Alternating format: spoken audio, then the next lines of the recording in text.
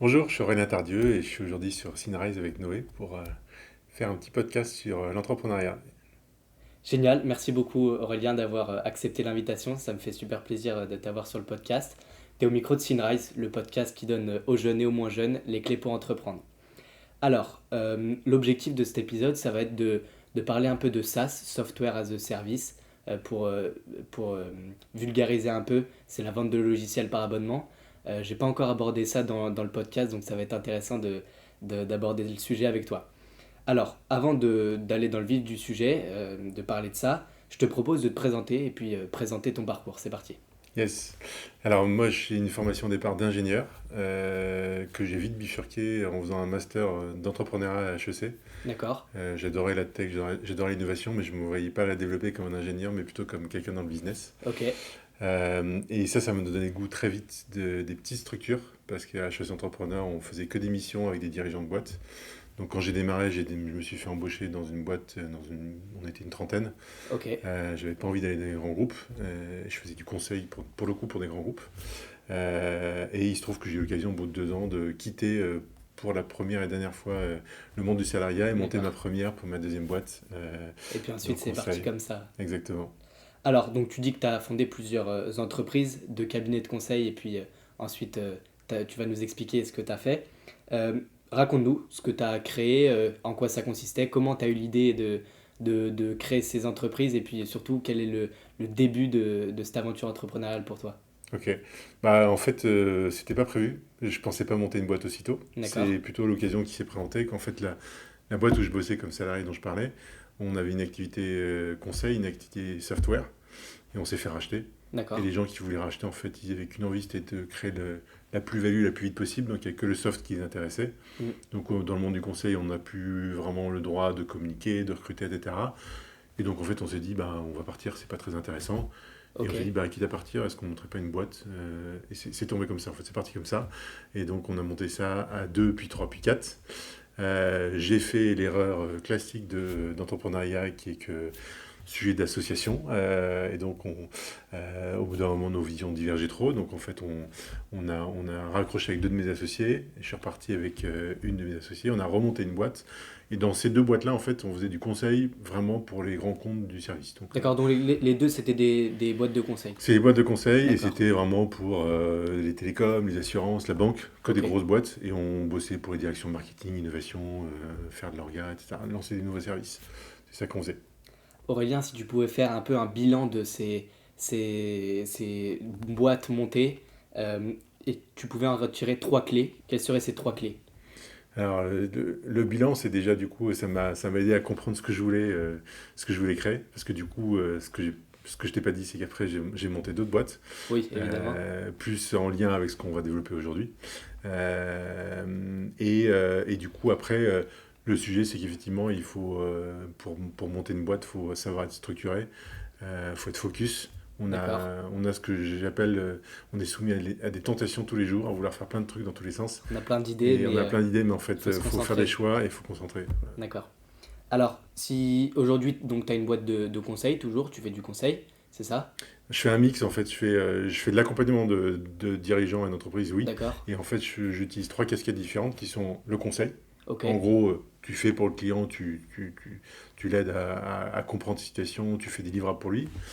Je prends une casquette de formateur des fois, c'est plutôt pour donner des compétences à des personnes, pour les aider à s'upskiller, comme on dit.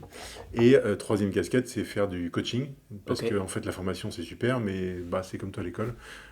Apprendre, c'est ce qu'il faut faire, c'est bien, mais tu apprends vraiment quand tu Appliqué. fais toi-même. Et Exactement. donc, le coaching, le but, c'est d'accompagner dans la durée les clients là-dessus. Et donc, voilà, c'est vraiment une bonne accompagnement. Moi, en fait, je dis ça en rigolant qu'à moitié, mais en 2017, j'ai dit j'arrête le conseil, j'en ai ras-le-bol, parce que ça faisait 7-8 ans que je tournais, je faisais du conseil très classique, comme je te disais, et j'accompagnais des entrepreneurs. Et j'ai dit j'arrête le conseil classique Il te fallait plus d'action, quoi. C'est ça. Et Ok. en fait, je considère toujours aujourd'hui que je fais plus de conseils. Parce que le fait d'avoir ces trois casquettes-là me permet d'aller au bout des choses et d'accompagner vraiment dans le concret mes clients. Si tu devais recréer une boîte aujourd'hui, qu'est-ce que tu ferais, Aurélien? Vaste question. Faut pas me tenter déjà. T'as plein Euh, d'idées alors. Ouais, j'ai plein d'idées, ça phosphore un peu tout le temps. Non, déjà, effectivement, je me focaliserai vraiment sur un sujet que je connais bien. parce qu'on est toujours attiré par des sujets où on trouve que ça a du sens. Mais en fait, là, on apporte le plus de valeur, c'est là où on a soit du réseau, soit la connaissance. C'est ça. Ça ne veut pas dire que tout est fini, qu'on ne peut pas apprendre, qu'on ne peut pas grandir. Mais en fait, quand on essaie de faire un truc, et ça, c'est vraiment une expérience que j'ai eue dans un domaine qu'on ne connaît pas, en fait, le monde est trop dur, entre guillemets, et c'est difficile de percer. Donc déjà, dans n'importe quel projet sur lequel je m'attelle, moi, je parle plutôt de ce que je fais moi, des clients que je connais, avec qui je travaille, de mes partenaires actuels. Et c'est plutôt là-dessus que je focaliserai ça.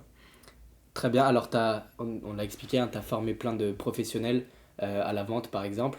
Si je prends un coaching avec toi, Aurélien, de quoi on va parler? Qu'est-ce que je vais apprendre? Déjà, ça va dépendre de toi. Ça, c'est la première Ok. étape, en fait. C'est De mes comprendre de besoins, quoi tout tu as ça. besoin. Ça dépend où est-ce que tu en es. Ça dépend de tes compétences. Et donc ça, c'est la première étape, c'est de De comprendre ça. calibrer. Et effectivement, de quelle manière tu veux travailler, quelle temporalité, etc. Donc D'accord. ça, c'est la première chose. Après, effectivement, les grands sujets que je traite moi, c'est autour de comment est-ce qu'on aborde la vente, non pas comme on nous l'apprend en France, en Italie, en Espagne, c'est-à-dire en gros, c'est du talent, la vente, mais comme un système. Je vais t'apprendre à structurer voilà, la vente au sens large, avec le service client, tout ça, comme quelque chose qui est finalement hyper cadré. Il y a de la data, il y a des process. Et Ok. en fait, tu réussis en vente, non pas parce que Tu as du talent. tu as du talent, Ouais. mais plutôt parce que en fait, tu designes une manière de faire qui fait que c'est celle-ci du succès. Ok. On n'arrive pas du premier coup, on affine, c'est comme une machine qu'on affine. Et c'est ça qui fait le succès, parce que quand tu embauches des gens après, Mm. comme tu as détaillé le chemin pour réussir, bah, c'est plus facile de leur faire réussir eux. Quoi. Donc, c'est plus des systèmes que tu mets en place plutôt que Bah, tu laisses faire la c'est de chance. leur regard, etc. Mais après, dans le système, il y a aussi beaucoup d'humains. D'accord. C'est-à-dire que oui, il faut des process, oui, il faut de la data, mais moi, il y a un truc hyper important que je mets en œuvre, c'est j'essaie de développer chez mes clients ce que j'appelle une culture de coaching. D'accord. C'est-à-dire que ça, c'est un truc qu'on n'apprend pas du tout en France, surtout pas à l'école. Mais en fait, se planter, c'est OK, et même c'est normal de se planter. On ne réussit pas du premier coup. La Par culture contre, de l'échec. la question, c'est qu'est-ce qu'on tire de ces échecs-là? D'accord. Donc, en fait, moi, ce que j'essaie d'inculquer à mes clients, c'est de dire, bah, il faut mettre en place des cadres dans vos boîtes où il y a la confiance pour que les gens soient OK à se planter, qu'ils soient OK à s'aider, à s'entraider, à se challenger ensemble, etc. Et donc ça, c'est vraiment un point super important. Et donc ça, tu vois, c'est pas que, pour répondre par rapport à ta remarque, c'est pas que du système, c'est pas que de la data, pour le coup, c'est beaucoup de l'humain. Et en fait, de toute manière, tu ne réussis une boîte que par les hommes. Les D'accord. boîtes, ça pourrit par les hommes, et ça réussit par les hommes. Donc en fait, il faut accompagner ça. Alors, Aurélien, en préparant notre podcast, tu m'as expliqué que ta philosophie de tous les jours, c'est de construire des relations dans le temps et puis pour faire progresser les gens. Alors, comment est-ce que tu mets ça en application dans ton activité aujourd'hui? Ok. Bah, l'élément clé lié à ça, c'est la confiance, en fait. C'est comme D'accord. ça que tu fais ça. Et donc, ça veut dire que mes relations, je ne cherche pas forcément à ce que tout de suite, quand je discute avec quelqu'un, on signe un contrat d'accompagnement tout de suite. On peut passer plusieurs mois à discuter, etc. Et il n'y a que au bout de X mois, finalement, qu'il y aura quelque chose qui va se faire. Ok. Donc ça, c'est la première des choses. Deuxième, du coup, j'ai plutôt une attitude où comme disaient les anglo-saxons, c'est give first. Je Ok. donne d'abord quelque chose Mm. pour installer ça. Et après, c'est dans la manière d'intervenir. Une fois qu'on démarre un truc, la confiance est hyper importante, à la fois avec le dirigeant, mais aussi avec les équipes D'accord. qui sont derrière. Et donc, le dirigeant, on arrive à bien fonctionner ensemble dans la durée si on cadre bien au début. Qu'est-ce qu'on veut faire? C'est quoi les priorités? Parce que les dirigeants, ils ont 50 milliards de problèmes. Donc, on se met d'accord sur les priorités et comment est-ce qu'on va aller vers cette priorité. Mais aussi, super important, en fait, on réussit jamais juste avec le dirigeant. On réussit parce que les gens, d'ailleurs, on arrive à les embarquer. Donc, moi, j'ai toujours une phase importante où, quand il y a des contributeurs sur un projet, je prends le temps pour avoir leur buy-in, c'est-à-dire qu'ils comprennent quel est leur intérêt à aller là-dessus. D'accord. Et je leur donne une zone de sécurité en leur disant, en fait, à n'importe quel moment, tu peux dire que ça reste entre toi et moi, ça ne sera pas dit. Et à l'inverse, n'hésite pas à me dire les trucs un peu désagréables. Donc, tu joues sur la Qu'il faut que confiance. je joue sur la confiance, D'accord. et j'ai pas de problème à aller voir le dirigeant. Dis-moi si tu dis que j'allais dire un truc à ton patron, parce qu'en fait, mon fond de commerce, je dirais, c'est pas de faire entendre dire aux gens ce qu'ils ont envie d'entendre, c'est de Être les accompagner sincère. sur ce qui est utile. Et D'accord. parfois, être utile, c'est aussi dire des trucs qui sont pas cool, Évidemment. Ouais. qui font mal, mais en fait, c'est comme ça que ça fonctionne. Et si les gens passent ce test-là, c'est que tu as vraiment une relation durable avec. Il y a aussi un autre sujet dans ton activité qu'il faut absolument aborder, c'est la question de l'IA. Comment est-ce que l'IA va faire changer, peut-être pas remplacer évidemment le métier de coach, mais comment ça va faire évoluer, ça va faire changer l'activité dans laquelle tu travailles? C'est marrant ta question parce que la semaine dernière, j'ai vu un webinaire, j'ai sauté au plafond parce que les présentateurs, c'était une présentation sur l'IA, et ils prenaient plein de métiers et ils disaient ils catégorisaient les métiers dans différentes cases en disant quels sont les métiers qui sont très impactés, moyennement impactés, et ils ont mis coaching Dans très impacté? non impacté. Ah, non impacté. Et, Alors je, que et là, je leur dis, vous êtes fous. Non pas que je prends ça comme la menace, parce qu'effectivement, aujourd'hui, il y a plein de croyances ou de non-croyances autour de ça. Et il ne faut pas avoir peur de l'IA. exactement. Moi, je Faut considère que plutôt c'est au s'en contraire servir une pour... vraie force pour faire mieux mon boulot. Exactement, ouais. Et donc, il y a des choses que, d'une part, ça me permet de mieux gérer moi en interne dans mon métier. Mm. Comment, par exemple, une formation, je vais la décliner de manière beaucoup plus précise, décliner pour un client lui-même, alors que avant, ça me prenait vachement de temps de le faire. Là, maintenant, c'est quand même beaucoup plus facile. Mais aussi, dans les choses que je donne et que je fais avec mes clients, qu'est-ce que je leur donne comme clé pour que, pareil, ils puissent, au-delà de comment moi j'interviens avec eux, ils puissent avoir quelque chose qui est complètement adapté à leur quotidien, quoi. Bah ouais, c'est ça qui va faire... En fait, faut utiliser l'intelligence artificielle plutôt qu'en avoir peur, quoi. C'est ça. Et en fait, moi, je pars d'un principe, c'est qu'en fait, l'élément de base ne change pas, c'est-à-dire que c'est toi l'expert, Mm. c'est ton accompagnement qui est clé. Par contre, tu augmentes ton accompagnement en passant pas de temps sur les trucs qui n'ont pas beaucoup d'intérêt et en allant beaucoup plus loin grâce à des choses. Le but, c'est pas d'arrêter de travailler, hein. Le but, c'est d'aller beaucoup plus loin et de se concentrer sur autre chose, quoi. Alors, tu as aussi travaillé dans une boîte américaine dans le domaine du SaaS et de la vente. Comme j'ai dit dans l'introduction, l'objectif c'est d'expliquer un peu ce que c'est le SaaS. Bah, explique-nous, toi Aurélien, qu'est-ce que c'est le SaaS, qu'est-ce que ça veut dire? Ouais, alors le SaaS, effectivement, donc historiquement, dans le logiciel, on vendait des licences, typiquement ta bonne vieille licence Microsoft. Je suis pas sûr que toi tu comprennes parce que t'as jamais vraiment connu ça, mais voilà, nous on achetait une licence, un pack Office, et t'installais ça sur ton ordi, etc. Et en fait, au bout d'un moment, on a dit, ben, c'est bien, mais en fait, finalement, ce serait bien de décliner ça plutôt à l'usage. Et donc, finalement, le principe, c'est tu t'abonnes sur un site web à un service, et tant que tu payes l'abonnement, bah, tu peux utiliser le service, mais tu es propriétaire de rien. Le jour où tu arrêtes l'abonnement, tu ne peux plus utiliser ça. Donc ça, c'est le SaaS, donc c'est D'accord. as a service. Et plus généralement, ce côté as a service a un peu attaqué tout le monde de business, B2B, où historiquement, on faisait des ventes qui étaient très transactionnelles, c'est-à-dire en gros, je te draguais comme prospect, etc. Je te faisais signer un contrat. Mm. Après, je m'en allais, grosso modo. D'accord. Tu faisais ta vie. Maintenant, le but, c'est plutôt de dire que finalement, le moment où on signe le premier contrat, Noé et Aurélien, c'est une belle étape, mais Et c'est c'est que que le le début de début. l'histoire, en fait. D'accord. Voilà, exactement. Parce qu'après ça revient de façon récurrente. Bah, C'est pour ça une fois que que... tu as signé, bah, tu as envie de savoir si le logiciel que tu utilises il fonctionne bien. C'est ça. Il faut qu'un an après, tu continues à avoir intérêt à ce truc-là, sinon tu vas arrêter d'utiliser. Mm. Et il y a peut-être des choses que je vais pouvoir te faire faire qu'on n'avait pas discuté l'année dernière, qui maintenant sont dans tes sujets parce que tu as avancé dans ton parcours, etc. Et donc, voilà, le but, c'est de découvrir d'autres choses que je peux faire pour toi aussi. Alors donc dans la boîte où tu as travaillé, la boîte américaine, quelle différence de mentalité tu as vu entre les boîtes françaises dans lesquelles tu accompagnes, dans lesquelles tu as peut-être travaillé, et puis les boîtes américaines?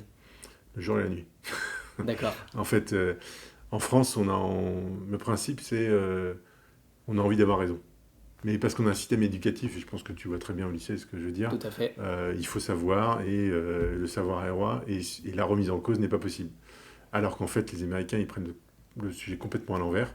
Le sujet, c'est l'apprentissage. Le but, c'est plutôt de rater le plus vite possible pour progresser le plus vite possible. Ok. Et donc, ce que j'ai découvert, c'est effectivement tout un système de mise en place pour justement du coaching entre pairs, apprendre des trucs, on se partage des choses, etc. Ça ne veut pas dire que c'est le monde des bisounours, mais par contre, parce qu'ils sont aussi super exigeants, les Américains, par ailleurs, mais il y a cette culture de dire, c'est normal de se planter, c'est OK.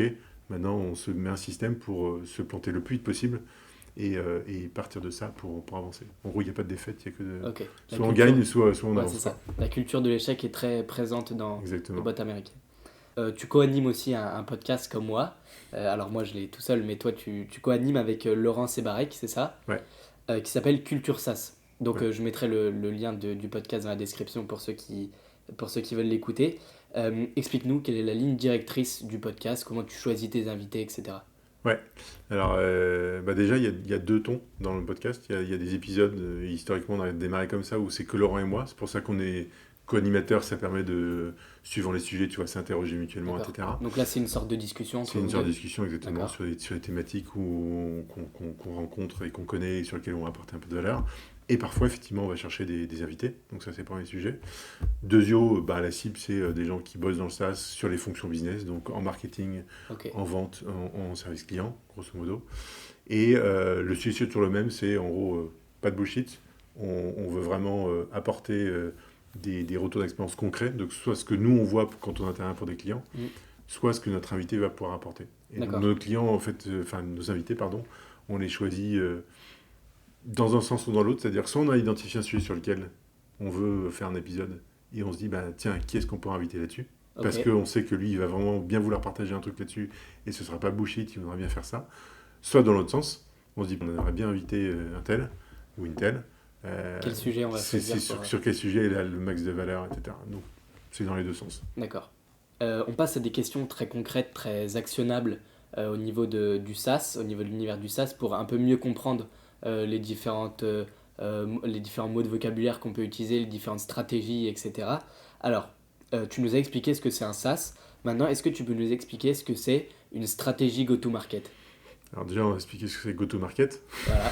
Donc go-to-market, en fait, c'est la manière dont tu vas sur le marché, donc la manière dont tu vas vendre et distribuer ton offre ou ton produit. Et pour ça, en fait, il y a quelques grands métiers qu'on met là-dessous qui sont justement, au début, le marketing, qui en fait crée ce qu'on appelle l'awareness, hein, donc en gros, que les gens soient au courant que tu proposes quelque chose. D'accord. Les ventes, qui ensuite accompagnent des prospects à acheter ta solution plutôt que celle de quelqu'un d'autre. Et ce qu'on appelle le customer success, c'est-à-dire Le le suivi service du... client au sens large, c'est-à-dire à la fois les gens qui vont t'accompagner dans les premiers temps pour te guider par la main pour que tu utilises bien la solution ou le service, et ensuite les gens qui vont t'accompagner au quotidien sur les problèmes que tu pourras avoir. Ok. Donc ça, c'est le go-to-market. Et en gros, pour que ça fonctionne, ta mise sur le marché, justement, il faut que ces gens-là ils bossent bien ensemble. Et donc la stratégie go-to-market, c'est de se dire comment est-ce que justement on organise ces trois services et D'accord. comment est-ce qu'on fait pour qu'ils travaillent ensemble. Et en gros, sans rentrer dans les détails de tout, sur la partie vente par exemple, il y a deux grandes typologies de stratégie vente. Il y a ce qu'on appelle le PLG en français ou PLG à l'américaine, c'est-à-dire Product-led Growth, ça veut dire que c'est ton produit qui lui-même en fait s'opère tout seul, tu rentres la carte bleue, les clients ils se débrouillent tout seuls. Ok. Ou bien tout ce qui est Sales-led Growth, c'est-à-dire que tu as des commerciaux qui interviennent à un moment donné à un autre. Ok. Il peut y avoir plein de variations de ça en fonction si tu interviens pour des très grands comptes, pour des petites boîtes, etc.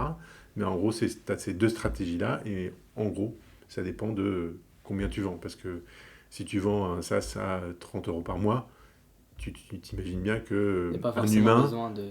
c'est pas forcément qu'il y a besoin, c'est que c'est surtout pas rentable pour une boîte d'avoir quelqu'un C'est qui ça. passe des heures carrées à vendre un truc à 30 euros par mois. Ça tient pas la route. Alors par contre, dans l'autre possibilité, comme tu disais, quand tu vends le SaaS plus cher, Ouais. du coup c'est mieux de faire intervenir un commercial par exemple Ouais. pour rassurer le client, etc. C'est avant mieux pour qu'il deux achète. raisons. Enfin, déjà, d'une part, vu effectivement le prix de la licence que tu vends, tu peux te permettre et absorber ces coûts-là.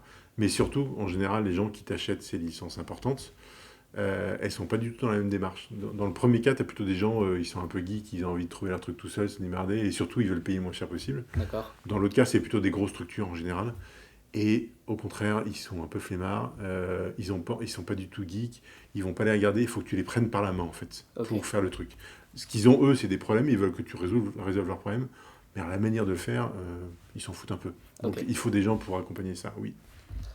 Autre stratégie que le SaaS utilise, le Sales and Revenue Architecture. Explique-nous aussi qu'est-ce que ça veut dire déjà et puis les différentes façons de mettre ça en place dans son entreprise. Ouais, alors on parle d'architecture parce que c'est comme un bâtiment. En fait, en gros, c'est de dire comment est-ce que je construis mon usine à revenus. D'accord. Tu as trois grandes sources de revenus. Il y a ce que tout le monde a en tête, et qui hérissent le poil, c'est les commerciaux qui appellent des gens qui ne les connaissent pas pour leur vendre des trucs. Ok. Maintenant, tu as aussi des... Donc ça, c'est ce qu'on appelle l'outbound, Ok. avec les gros mots, si on veut utiliser un peu de gros mots. Ensuite, tu as des gens qui te connaissent parce que tu fais un podcast, parce que tu as publié un article, etc. Et qui viennent te voir en connaissant déjà un peu ce que tu sais faire ils savent pas forcément très bien ce que tu fais, mais déjà ils te connaissent un peu. C'est eux qui font une démarche vers toi. C'est ce qu'on appelle de l'inbound. Ok. Et ça, on va dire que c'est ce qui a focalisé les équipes de vente pendant des années et des années. Mais en fait, la troisième source de revenus super importante, c'est comment est-ce que tu développes ton portefeuille de clients actuels. Comment tu te débrouilles déjà pour ne pas les perdre, une fois que tu les as, etc. Mais comment est-ce que tu te débrouilles pour leur vendre d'autres choses, etc. Et donc, la revenu architecture, c'est de se dire comment est-ce que déjà je suis capable d'analyser en termes de data toutes ces étapes-là, et si tu veux, on pourra rentrer dans le détail des datas qu'on peut regarder. Et après, c'est effectivement de regarder comment est-ce que on va opérer chacune de ces parties-là en marketing, en sales, en customer success, pour construire tout ça de manière cohérente et avec l'alignement dont je parlais tout à l'heure. Donc ces deux choses, la stratégie go-to-market et sales and revenue architecture, c'est assez relié quand même. Ça va C'est ensemble. très relié en C'est fait, très ouais. relié, d'accord. En fait, la revenue architecture, c'est vraiment l'organisation, la data, les frameworks, les process que tu mets en œuvre. Et ensuite, la stratégie go-to-market, on va dire que c'est plus la manière dont tu le mets en œuvre et comment est-ce que tu tires les équipes pour animer tout ça en fait. D'accord. Dernier point que j'aimerais aborder avec toi, les indicateurs de performance, c'est extrêmement important aussi pour suivre l'évolution, la croissance de son entreprise et puis bien la piloter surtout. Parle-nous de ces indicateurs de performance et j'avais un mot en tête aussi que tu pouvais nous expliquer, les KPI aussi. Voilà, est-ce que tu peux nous Ouais, expliquer tout ça? ouais. Alors, effectivement, on sait tous que la data c'est important, Mm. mais on a tous le même problème, c'est qu'on est souvent noyé sous la data et on ne sait jamais trop Comment l'exploiter? est-ce que les trucs qu'on a nous servent à quelque chose, est-ce qu'il nous manque des choses importantes ou est-ce qu'on a des trucs qui nous servent à rien. Et donc, moi, notamment avec cette boîte américaine dont tu parlais tout à l'heure, on a mis en place un système sur le SaaS qui est relativement simple. C'est-à-dire, il y a 3 types de métriques qui sont importants. C'est à chacune étape de ton processus en fait client, quel volume tu as, sachant qu'il faut être clair pour tout le monde des définitions de ces volumes-là, mais en gros, tu mesures combien tu as client à telle étape de son parcours. D'accord. Tu as ce qu'on appelle les taux de conversion, c'est-à-dire que d'une étape à une autre, combien tu arrives à en convertir. Mm. Donc le plus facile à comprendre, c'est quand ce qu'on appelle dire, close un contrat, même si j'aime pas trop le terme, mais voilà, c'est entre les gens qui discutent et ceux qui s'engagent vraiment avec toi, combien il y en a. Donc c'est un taux de conversion entre tes clients et ceux qui avaient juste avant. Et après, le troisième type de métrique, c'est ce qu'on appelle les durées. C'est-à-dire combien de temps tu prends pour faire chacune de ces étapes-là. Ça, c'est la base de la data, des métriques qu'il faut avoir. Et si tu es capable d'avoir un système en place comme ça, déjà, tu sais beaucoup de choses. Et après, les KPI, c'est des indicateurs clés de performance. C'est comment est-ce qu'on analyse au-delà de ces KPI-là, enfin des indicateurs dont je viens de parler. Moi, ce que j'aime bien faire, par exemple, c'est des couples d'indicateurs. C'est-à-dire, pour faire comprendre ça simplement, si tu as des vendeurs qui sont hyper pushy et qui D'accord. arrivent à faire signer des gens parce qu'ils racontent des cracks et que les gens les croient, il va avoir un super taux de conversion, de closing, sauf que les gens qui vont les gérer au service client, ils vont pleurer parce que finalement, on leur a vendu un truc qui n'est pas le cas et ils vont vouloir partir. Et D'accord. ça, pour une boîte, c'est la mort parce que quand tu regardes, tu pourrais te dire, ah, les sales, ils sont super forts, mais quand tu regardes au niveau de la boîte, c'est hyper mauvais parce que de faire signer les gens, quand même, ça a coûté parce que tu as dépensé de l'argent en marketing, tout ça, et tu les gardes pas derrière, c'est pas une bonne équation. Donc, vraiment, la performance, tu l'analyses notamment par cette vision un peu holistique D'accord. de ton revenu pour être sûr que c'est OK. Regarder sur qu'un seul facteur, c'est pas intéressant, il faut prendre de la hauteur. C'est indispensable parce que de toute manière, il faut quand même regarder à chaque endroit pour essayer de comprendre si là je suis pas très bon, qu'est-ce qui peut expliquer que je suis pas très bon là. Ok. Mais c'est pas suffisant. En fait, il faut. Premier rideau, tu fais effectivement indicateur par indicateur. Deuxième rideau, il faut regarder dans son ensemble. Est-ce que cet indicateur-là, il pourrait avoir un impact sur un truc beaucoup plus tard? Ou à l'inverse, quand on n'est pas très bon à un endroit, qu'est-ce qui pourrait expliquer, non pas juste avant, mais des trucs bien avant, qui fait que peut-être on n'est pas bon? Par exemple, tu peux dire, mes commerciaux, ils n'arrivent pas à signer. Si ton marketing, il a Il est ciblé mauvais. des personnes qui ne sont pas du tout dans la cible, c'est normal que tes sales ils galèrent. Et ce n'est pas une question nécessairement de compétences. Au contraire, peut-être qu'ils ont plutôt une bonne conscience et ils se disent non, il ne faut pas qu'ils achètent le truc. Donc voilà, c'est pour ça que je parle de vision holistique. En fait, il faut D'accord. regarder dans son ensemble. Alors Aurélien, je te propose maintenant un challenge. Tu vas nous faire un coaching personnalisé. Je vais te présenter un gros projet que j'ai avec Synrise et puis tu vas nous dire comment toi tu aurais fait pour lancer le projet. Et puis tu vas un peu t'appuyer sur tout ce qu'on a expliqué pour nous expliquer comment toi tu aurais fait pour lancer le projet. Alors, j'aimerais lancer une plateforme de formation pour les entrepreneurs avec des formations sur tous les sujets essentiels de l'entrepreneuriat, la vente, le marketing, stratégie go-to-market comme on a expliqué. Le client type, du coup, ce serait plutôt les entrepreneurs qui veulent tout retrouver au même endroit.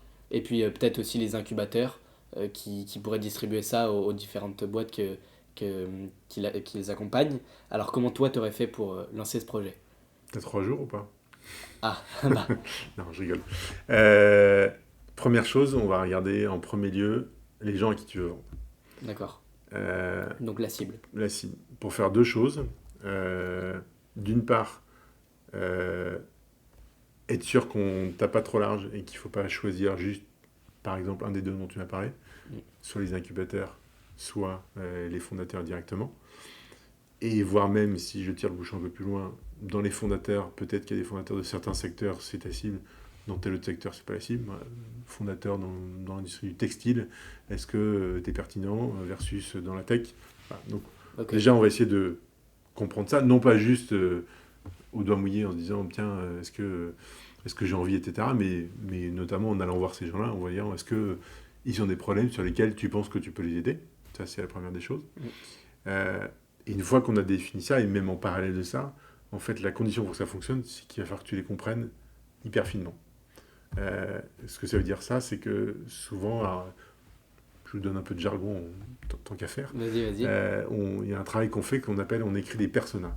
Les personas, c'est une description des personnes à qui on veut Un vendre. personnage type. Ok, Personnage type à qui on veut vendre, d'accord. exactement. Sauf que souvent, c'est super superficiel. En gros, on dit, tiens, c'est Noé, il a 16 ans, etc. Et ça s'arrête là. Alors qu'en fait, surtout dans le B2B, il faut aller comprendre. Alors, bien sûr, il faut savoir quelle tranche d'âge on regarde, ou si c'est une boîte, tu vois, quelle taille de boîte, dans quelle région, etc. Mais en fait, il faut surtout comprendre c'est quoi les drivers de mon persona, à quoi il fonctionne, est-ce que c'est quelqu'un hyper pushy, est-ce que c'est quelqu'un très analytique, etc. Et surtout, quels sont ses problèmes au quotidien. D'accord. Je sais pas, je vais prendre chez toi, tu as plusieurs problèmes en lycéen, tu as envie de réussir tes études, tu as envie de trouver ce que tu as envie de faire plus tard, etc.